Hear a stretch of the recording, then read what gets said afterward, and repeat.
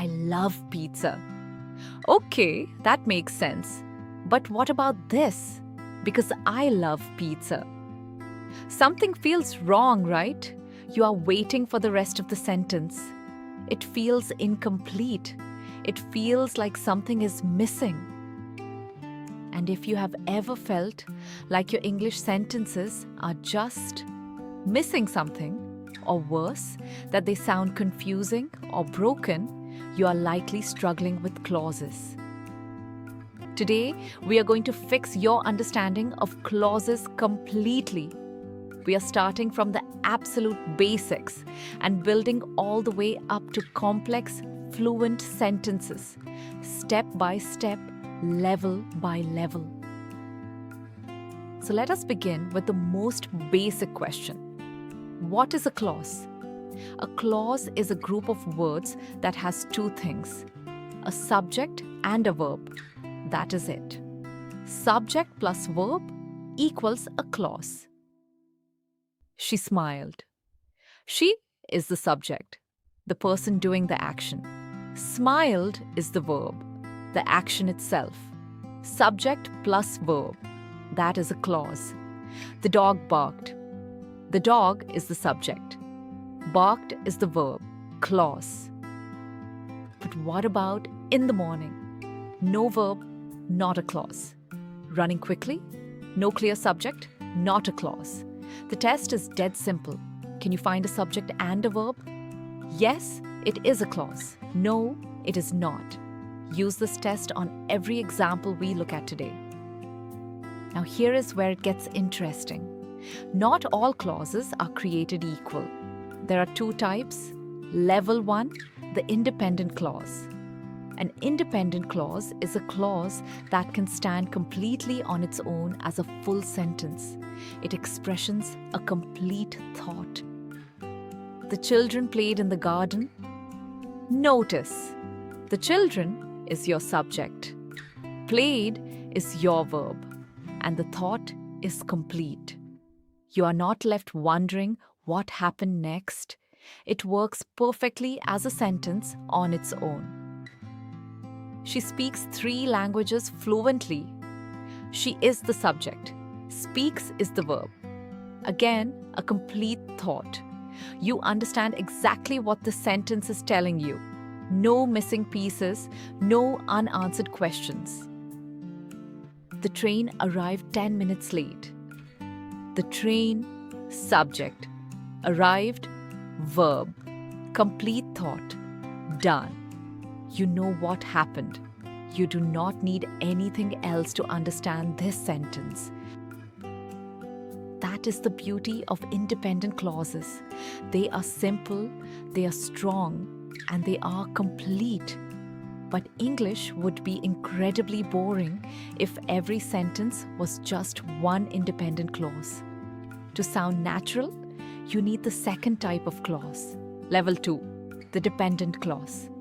A dependent clause also has a subject and a verb, so it looks like a clause. It feels like a clause. But it does not express a complete thought.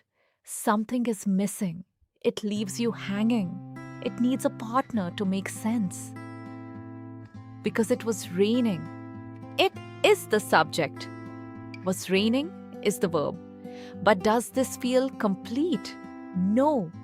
Your brain is immediately asking, what happened because it was raining? The thought is incomplete. Although she studied hard. She is the subject. Studied is the verb. But again, although she studied hard, what? She failed? She passed? She felt nervous? You are left waiting, incomplete. When the bell rings, the bell is the subject. Rings is the verb. But when the bell rings, then what? Students leave? Class starts? Something happens? The sentence cannot survive alone. Every single dependent clause started with a special word, because, although, when. These words are called subordinating conjunctions. They are like a leash. The moment you attach one to a clause, it can no longer stand alone. The most common ones are because, although, when, if, since, while, before, after, until, unless. Spot one of these at the start of a clause and you know instantly this is a dependent clause. It needs a partner. An independent clause is like an adult. It takes care of itself. A dependent clause is like a child. It has all the parts, subject and verb, but it cannot survive alone. It needs the adult to complete the picture. Quick check. Are you following? Before we go further, let us make sure everything is clicking. I've got 3 quick questions for you. Question 1. Is this an independent clause or a dependent clause?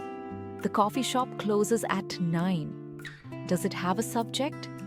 Yes. A verb? Yes. A complete thought? Yes. Independent clause. Question 2. What about this one? Until the rain stops. Subject, the rain. Verb, stops. But it starts with until, a subordinating conjunction. You are left hanging. Dependent clause. Question 3. She finished her homework before dinner. Subject. She. Verb. Finished. Complete thought. Independent clause. If you got all 3 right, you're ready for the most important part. Level 3. Building complex sentences. This is where your English truly levels up. When you combine an independent clause with a dependent clause, you create a complex sentence. These make you sound intelligent and articulate. I stayed home because it was raining. Look at the structure. I stayed home, independent clause. I is the subject. Stayed is the verb. Complete thought. Because it was raining. Dependent clause. It is the subject. Was raining is the verb. But it starts with because and cannot stand alone. Together they form one smooth, connected, complex sentence. The independent clause tells you what happened. The dependent clause tells you why. Now watch this. I can flip the order. Because it was raining, I stayed home. Same 2 clauses, but the dependent clause comes first now. And notice, there is a comma after raining. That is an important rule. When the independent clause comes first, no comma needed. When the dependent clause comes first, you need a comma. Independent first, no comma. Dependent first, comma. That is the rule. Simple. Although she studied hard, she failed the exam. Dependent first, comma. Now flip it. She failed the exam although she studied hard. Independent first, no comma. If you practice every day, your English will improve dramatically. Dependent first, comma. Same with when the bell rings, the students rush out of the classroom. Dependent first, comma. She left the party early because she had work in the morning. Independent first, no comma. Before you submit your essay, check it for grammar mistakes. Dependent first, comma. Every complex sentence is just an independent and a dependent clause working together. One can stand alone, the other cannot. Remember the comma rule. Just look at what comes first. Dependent first, comma.